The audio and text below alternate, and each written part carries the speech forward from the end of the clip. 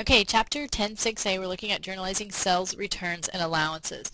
So what's happening in this situation is, and you've probably had this happen to you, you go to the store, you buy something, you get home, you're not quite happy with it, so you take it back, you return it. Well, in accounting, we introduced a new account called Sales, Returns, and Allowance, which is a contra revenue account. So we've done contra asset accounts before. Now we're introducing a contra revenue account, because when somebody goes into a store and returns something they have previously purchased, we never are going to debit or take it out of the actual revenue or sales account. We're going to use a contra account, so at the end of the period we have a total in our sales return allowance account, so we know right off the bat how much was returned for that accounting period.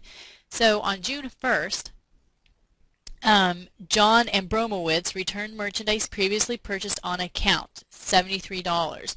So what's going to happen then is we're going to debit our sales return and allowance, because as a contra revenue account it's going to act the opposite from a revenue. So it's going to have a normal debit account because revenue accounts have a normal credit, so it's going to have the opposite. And then obviously if he comes in and returns $73 worth, we're not going to make him pay for it. So we have to credit or decrease his accounts receivable account, showing that we're giving him a credit for it. He doesn't have to pay us that $73.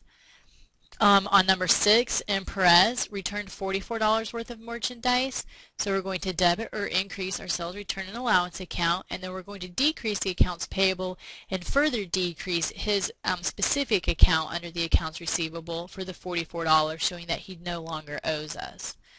On the 8th, L.B. Grunder returned $24 worth of merchandise, so we will debit or increase our sales return and allowance account.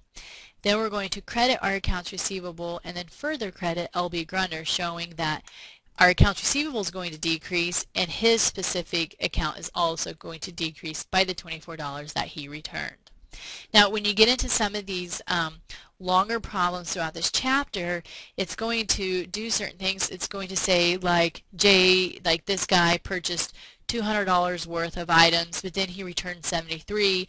Then it's going to go on to tell you J and Bromowitz paid you the balance. So you'll have to go back and calculate what his balance is. You'll have to go say, okay, well he originally bought 200, but he returned 73, so he's only going to be paying me $127. Okay, you'll have to be able to calculate that on your own.